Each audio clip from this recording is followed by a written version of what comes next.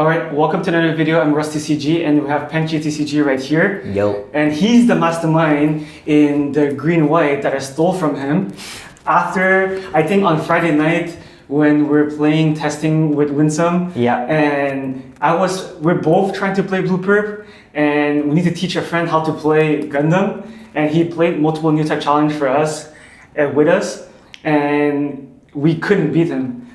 I think the key point was more like he's not a Gundam player. And I coached this guy for about 1 to 2 hours of how to play this deck. And he kind of mastered it of like what was my mentality and what was my logic. And managed to beat like both me, both Russ, a bunch of other players too that was playing Dripple. And they were like high level players, right? Consistently, like he went 10-0 with it. So yeah. And I managed to beat him the first time. In the originals, because I paired against him on round 5 and I was able to beat him the first time because he misplayed. If he didn't misplay, he won the game. I was just looking for mistakes and he just gave me the mistake and I just punished him for it. That happens. It was a sword strike, swing into a weenie. No, swing into a Rizal. He took 2 damage, so I can double ping it to kill it, and I won the game because of that. Yeah, because then he couldn't put them in a situation where like they can't go wide anymore, and that's the strat for Blue Bro, right? Going wide, and not many decks has answers to it. Yeah, so he managed to win his store champ. My store champ. But my store champ, I didn't play wing. It's just I knew how to play against wing, so... Yeah. No, you new type challenge. You win your new type challenge. I won my new type challenge, and I topped 3 other new type challenges, so and top 4. And I top 4 won with this deck. Yes. So... And you made top 8 at store regionals too, right? You won X1? Yes. I finished 3rd. No, 4th. I finished 4th. No! I finished 4th at the store regionals. Just because one of her friends lost in down paired, and if he won his down paired, we would have a second round, and I know exactly who I would be paired against, and that was an easy matchup for me. Was it you were playing? You would play against aggro, or you would play against Blue League Militaire? I would play against Blue Militaire. Oh, Blue Militaire is easy one. Yeah, we'll get into it why. We'll get into it why. But I guess without further ado, let's get into deck profile. Let's go to deck profile. So for our typical level 3s, we have. I have 9 blockers. Yeah. Okay. My ratios, the reason why I have 5 2-4s and 3 Rick Diaz is based on the other decks like Blurple, 1 Year War. A lot of them play a few results and you still need to deal with them, right? If you're unable to contest the results, they're gonna swing for free every time and you're gonna keep taking damages because you don't want to trade your outfit for it.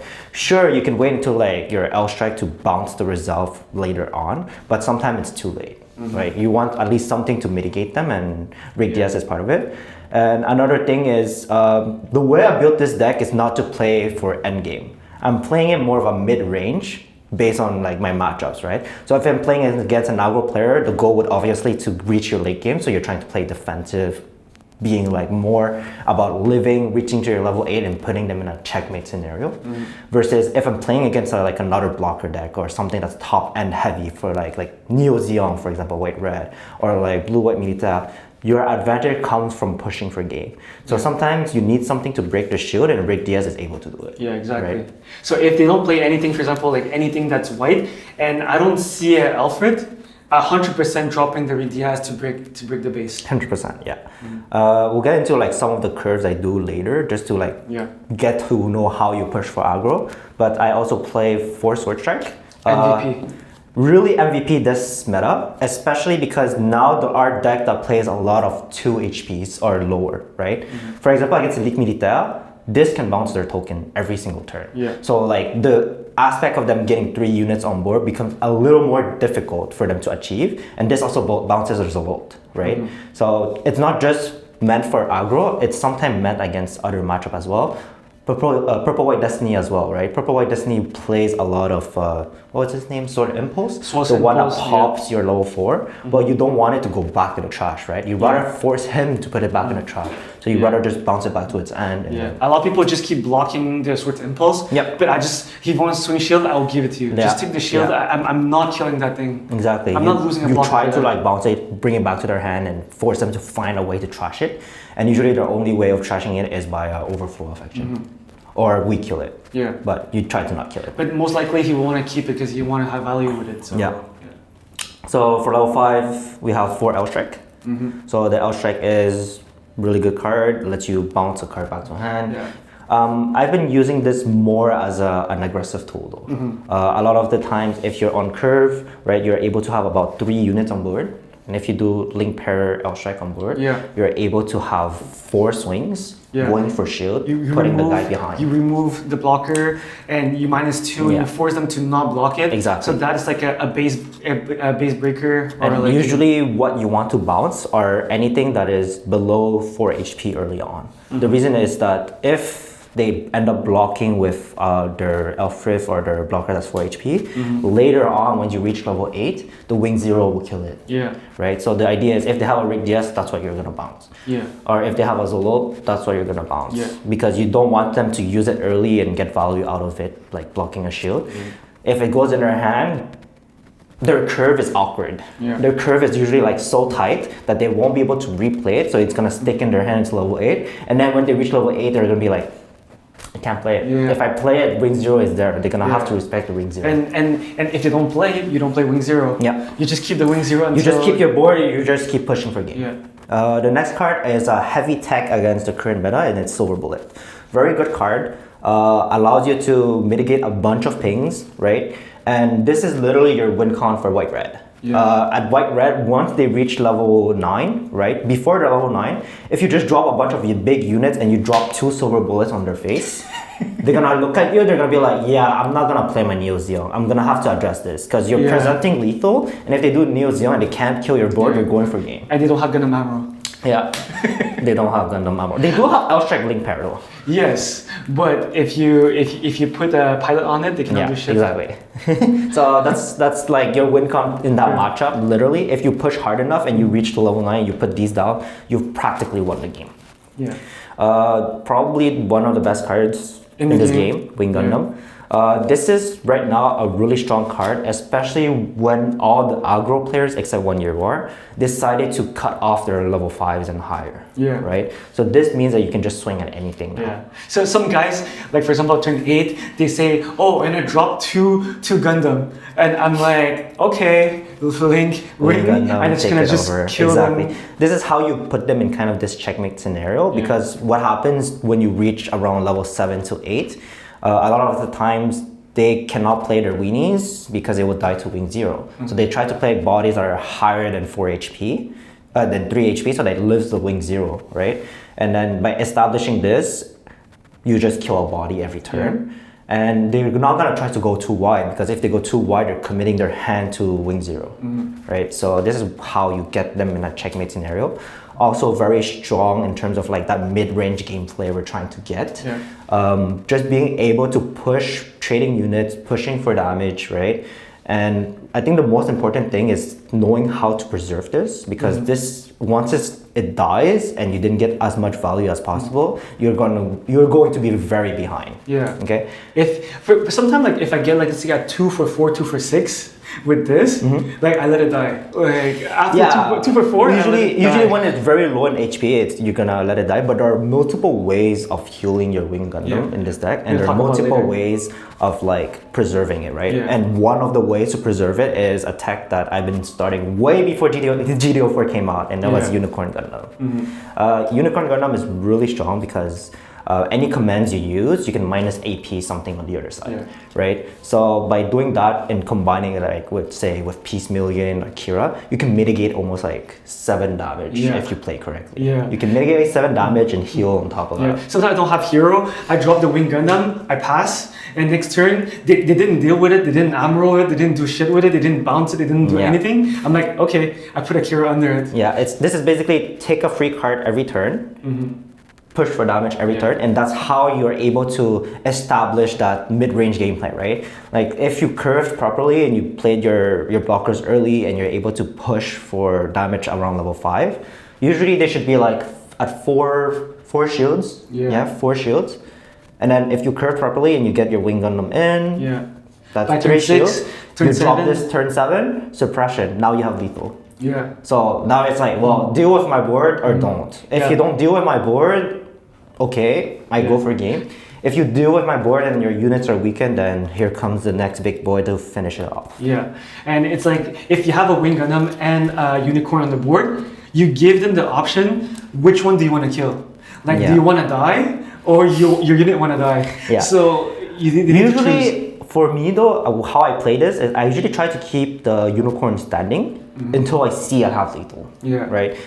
This card is so strong that like it's able to help you keep your board. It helps you to play defense. It helps you to take down bodies, right? It's such a key cornerstone to this deck. Yeah. Like it's what was the deck needed when they tried to play the Freedom. But the Freedom, the thing is you had to play like pilots under white units, and all your white units were like trash blockers that get killed by fatal strikes, and you don't want to do that.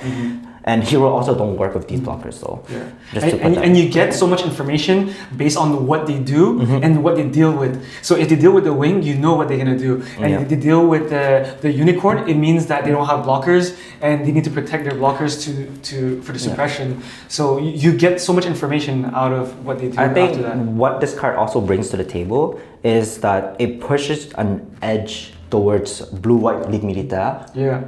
Like, it's crazy how much this can do to Blue-White Ligue Militaire just by standing there alone, right? Yeah. Blue-White Militaire, the thing that's really good about them is that they're able to, like, if your board is tapped, they can swing at your board entirely and take no damage. Yeah. Well, you can, with this and Unforeseen, you can turn their Banshee Norn to do only 1 damage. Yeah. So like they can't kill your board, they can keep swinging. Yeah. And if they keep burning their resources, like their resources are limited. They cannot have like the whole deck in the trash or else they lose.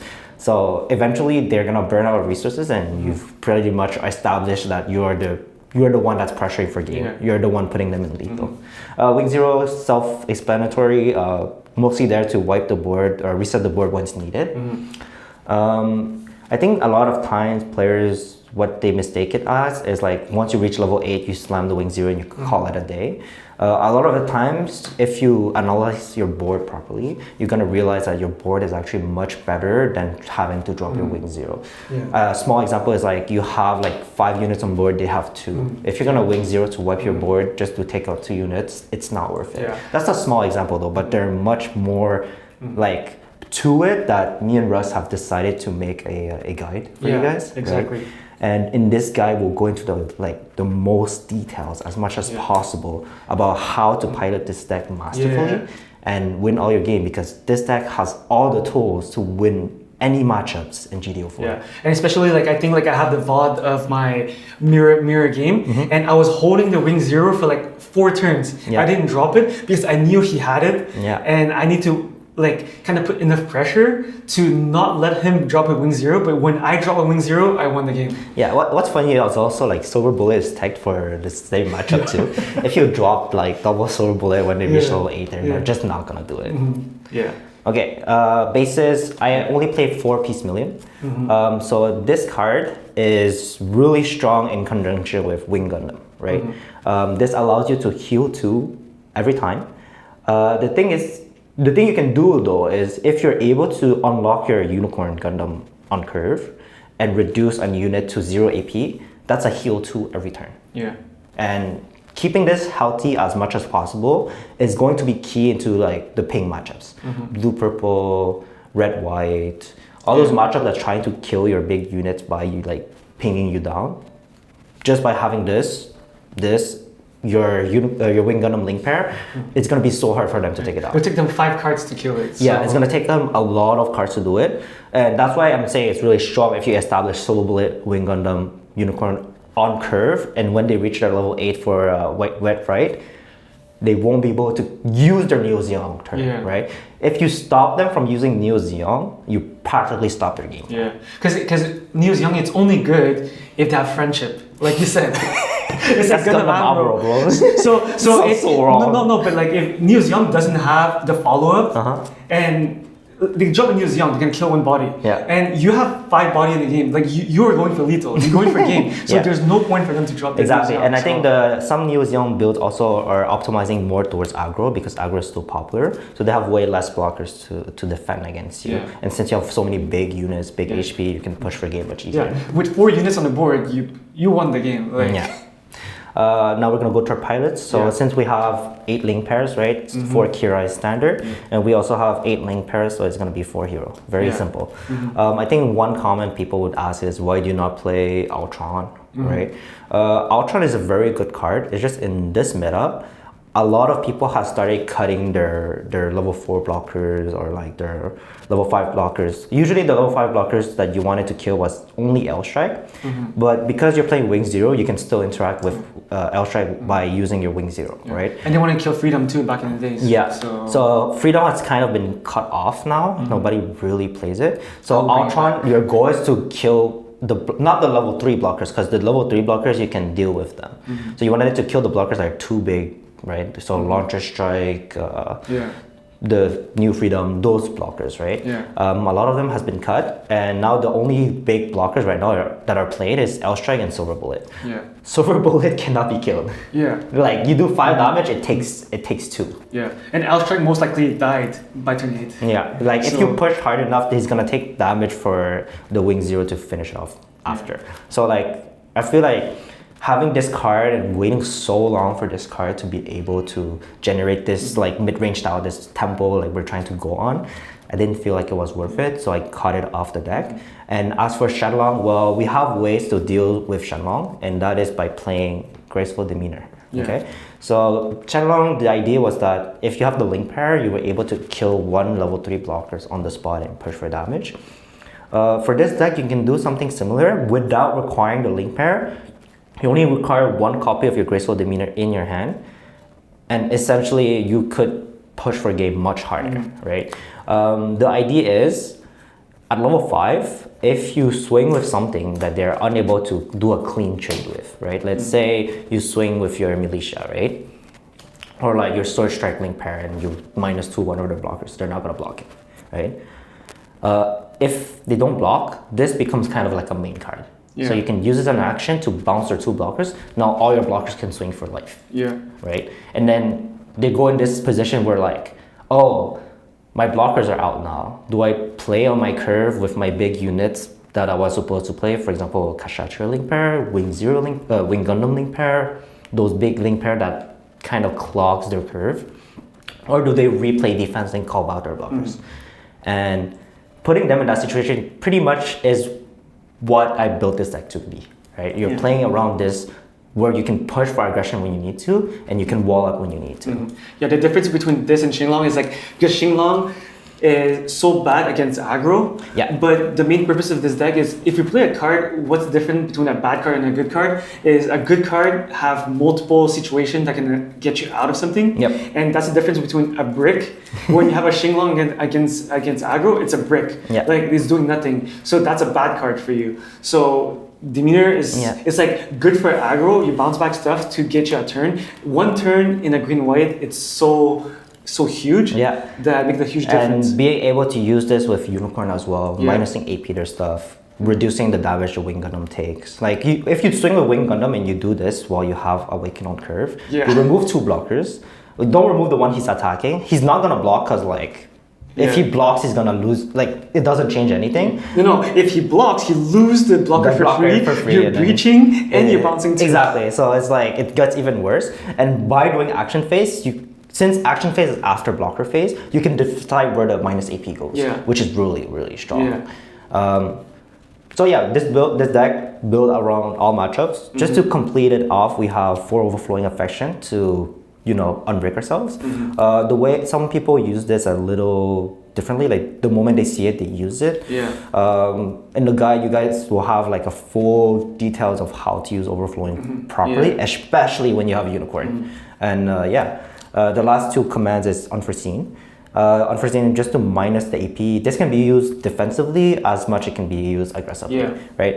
Sometimes if the only way of breaking your base is to pair a pilot and then swing at it for 6, and you go Unforeseen and your base don't die, now they're like in an awkward number where they have to hit 3, and if you just block anything that hits 3, well, nothing is gonna go through, right?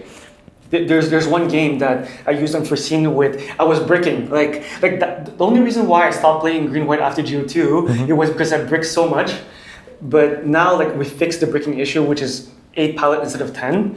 And my Alfred I was breaking on Kira. I put the Alfred on my Alfred. My Alfred stayed from turn 2 all the way to turn 6, and it didn't die because of unforeseen and Kira. So I killed like all their blockers, and he said, "Okay, I'm gonna trade with Rick Diaz." I'm like, "No, you're not killing it." Unforeseen. And I took 1 damage for like 4 turns. I think one thing I'm missing as well is how to use Graceful. Graceful is a really strong card. Against blockers is really self-explanatory. You can set up towards the end to bounce the 2. One way of doing it is by hiding your intent, right? If you play with the full intention of using it and you show 2 resources up, your opponent, a good opponent will figure out that what you're trying to do, right? They will be like, oh, he's clearly trying to unforeseen. He's clearly trying to Graceful, right?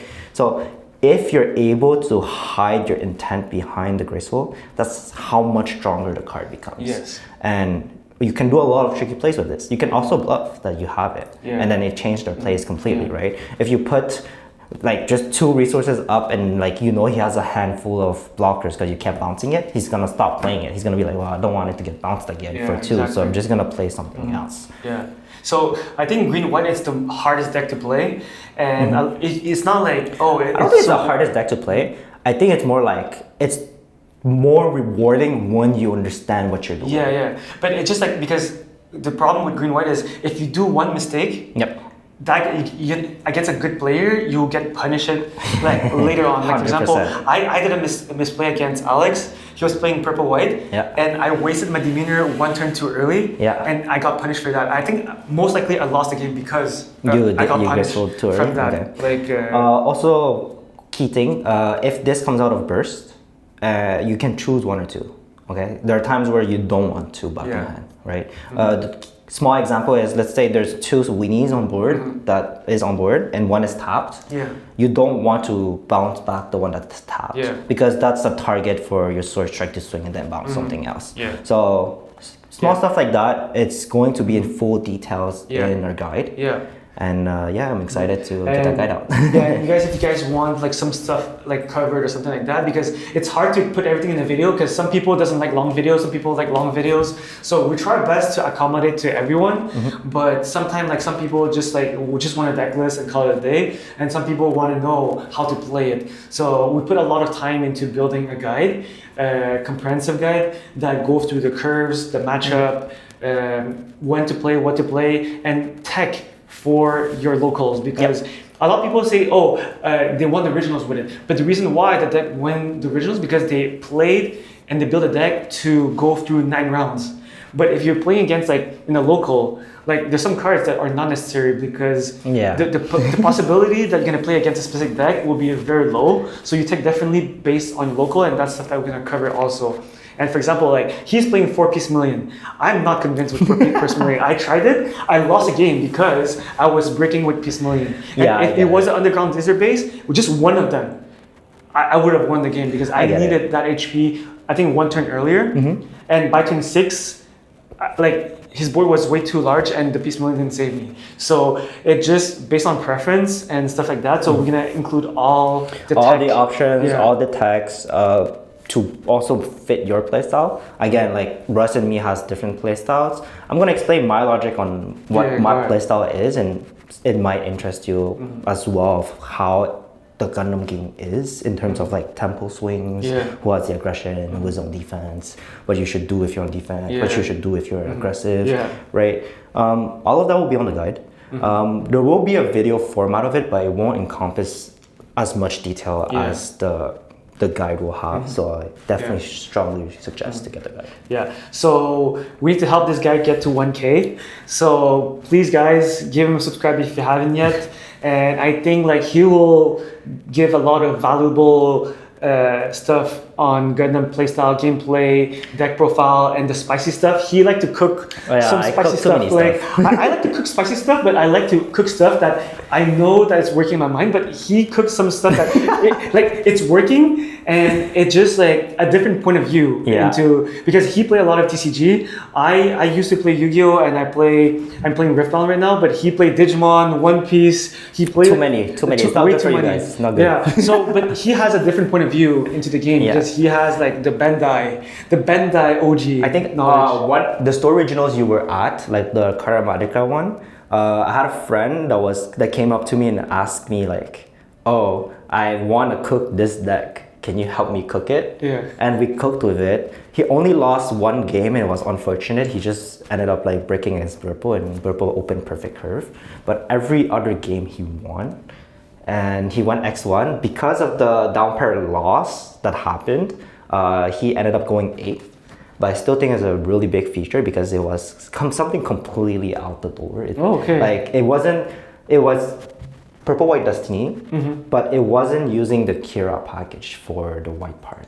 It was using something else. Okay, so okay. We're gonna get into that. Spicy. I have a video coming out with that. We're gonna talk about it, and it's really cool what we like the thought process we had behind it, and yeah. Okay, so I think this video gonna go on my channel or your channel? I think yours. It's mine collaborating with you. Yeah. But Penchi gonna release his own version of this video, so he's gonna go more in depth into other stuff that he want to cover. Yeah. I will cover my own stuff too. Yeah. Because I played the deck, but I'm more like an aggro mid-range.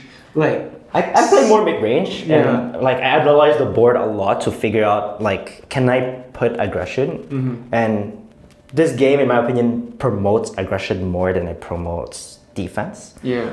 Especially when you're playing green, like green-white, there's nothing for you to draw. Yeah. So if you don't make as much value as possible on each of your cards, you're gonna feel gassed out. Yeah.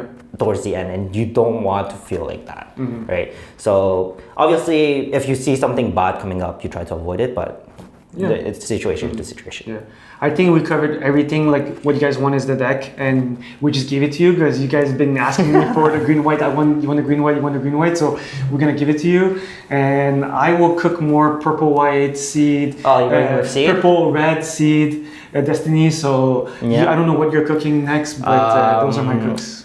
Well, I made Dio Banshee Norn before. I think it's a really cool deck, but I'm still figuring out how to manage aggro with that deck. But we'll see. It's hard. Aggro is stopping us from making good decks, and Sword Strike is the best tech. It's like the best tech right now, especially now that League Milita won a recent regionals and a big one at that too. Yeah. Like it's just in a really good spot. Yeah, perfect. So anything to add? No, but if you guys want to sub to me, I will release this ultimate guide video as well really soon. And I'm excited to get into the details with you guys, so get ready for that ultimate guide. Are you creating a Metafy too, or no? For now, no. No. Okay. Maybe once you need to create it because we need to collab on that. True. I need to. Okay, fine. Okay. So most likely you're gonna be like Metafy at like Penchi TCG, but.